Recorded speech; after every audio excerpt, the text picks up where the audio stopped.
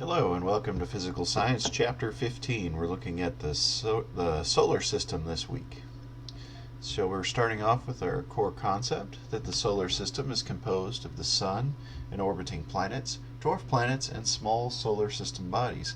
So there's way more in the solar system than just planets and moons. There's all kinds of stuff, and we're going to explore the solar system and see if we can't learn a little bit more about these things. First, we're going to look at planets, moons, and other bodies. So we have this agency called the International Astronomical Union, and it is the governing authority over the names of celestial bodies. So basically, it's an organization established by scientists so that everybody would agree on the names of the planets and of the celestial bodies. That way, astronomers all over the world can speak with one another intelligently over their observation, and that way, if somebody names a star or a planet, then the whole community of astronomers knows what that planet is called. So the IAU defines planets, dwarf planets, and small solar system bodies. So not only do they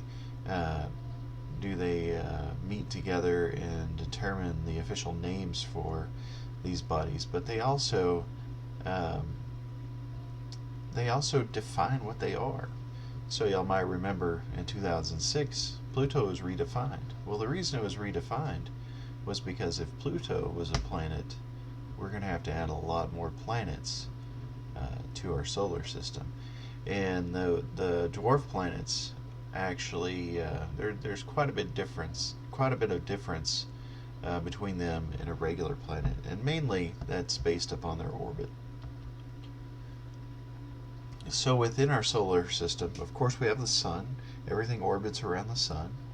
We have 8 planets. Used to be 9 with Pluto, but only 8 now, all the way out to Neptune. There's over 100 moons in our solar system, and when we say moons, that's actually satellites that are going around planets. And I say satellites, I'm not talking about an artificial satellite, but a natural satellite, like a small planet type object, and that would be a moon. So there are also thousands of asteroids, millions of icy bodies, there's comets, and a whole host of other things, dust, gases, you name it. So we also define a convenient unit for discussing measurement within the solar system, and we define that unit by the distance between the Sun and the Earth, and we call that the astronomical unit. And that astronomical unit, or AU, is 1.5 times 10 to the 8th kilometers. That's how far the Earth is from the Sun. We classify planets based on their size, their density, and their atmosphere.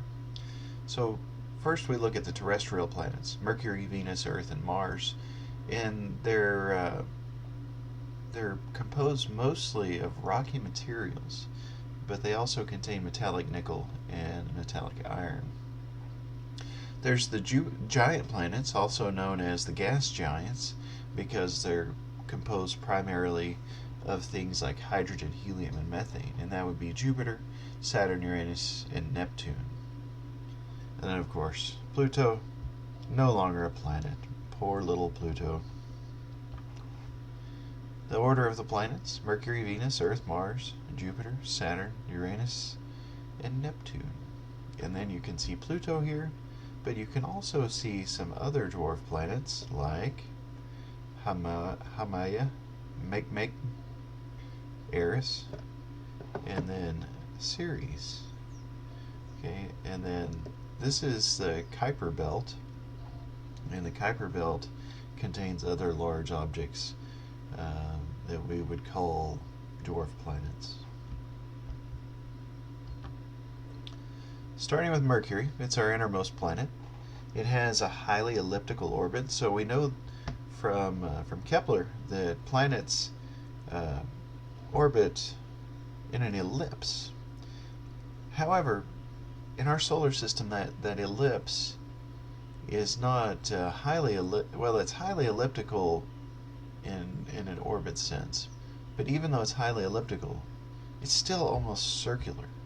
Okay, so it's not an ellipse like you would think, but it's just almost a circle. But the foci of that ellipse are very close together. So what this is saying about Mercury is that its orbit is more elliptical than a lot of the other planets.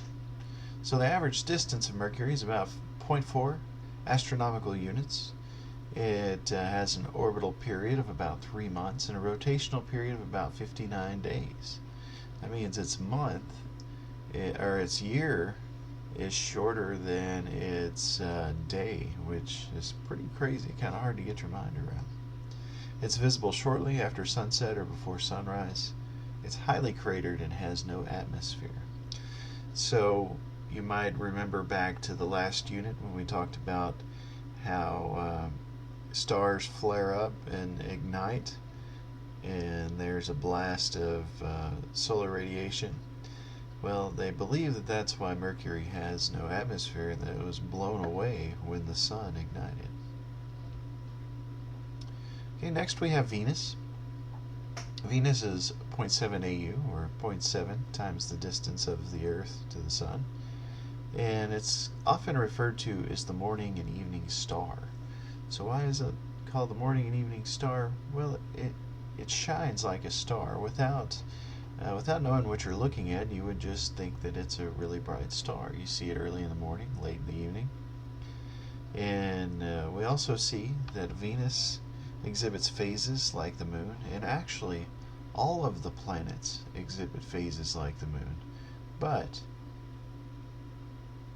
if you're looking at a planet, you know that it's a planet because it has those phases. It's not like stars. Stars don't have phases, but planets do. So Venus, the rotational motion is opposite the orbital motion. And then again, a Venusian day is longer than a Venusian year, just like Mercury's day is longer than its year. Venus has been visited by numerous probes, mainly because it's close, so it's easy to send probes to it because of that smaller distance. Its atmosphere is mostly carbon dioxide, and it has high temperature and pressure. So the surface of Venus is mostly flat, but varied. Next, we're looking at Mars. So we had Mercury, Venus. Of course, we're going to skip Earth because we live there. So Mars is the planet after Earth. It is 1.5 times the distance of the Earth to the Sun. It has geologically active regions, which means that it has a molten core and it has plate tectonics. So you end up with active volcanoes, earthquakes. Of course, you can see canyons. There are what are called terraced plateaus. And interestingly, this whole concept of a terrace, just like you would use in farming, you cut into a hill, you cut like stair steps. So at one point in time, scientists thought that might be made by something other than geological processes, such as a being of some sort. However, we can see even on Earth that even as close as the Wichita Mountains, that rocks can often be terraced just from natural geological processes and weathering. There are flat regions that are pitted with craters, and then of course a thin atmosphere, mostly carbon dioxide. And interestingly, there is strong evidence that there was water in the past on Mars. So what is that evidence? Well, they see canyons and riverbeds and things like that. And then of course Mars is pretty close to us. It's on the other side from Venus, and so we've sent many space probes to Mars, and hopefully at some point we'll actually colonize Mars. So just some more pictures here that show some of that geological process. This is actually the Martian surface, and this was taken by one of the Mars landers. So you can see the rocks and how there was weathering and they have fallen, just like you would see on a canyon around here. And then you can see how the soil is blown around these rocks, or maybe these rocks slid this way, one or the other. So it's pretty easy to see that there is geological processes occurring on Mars.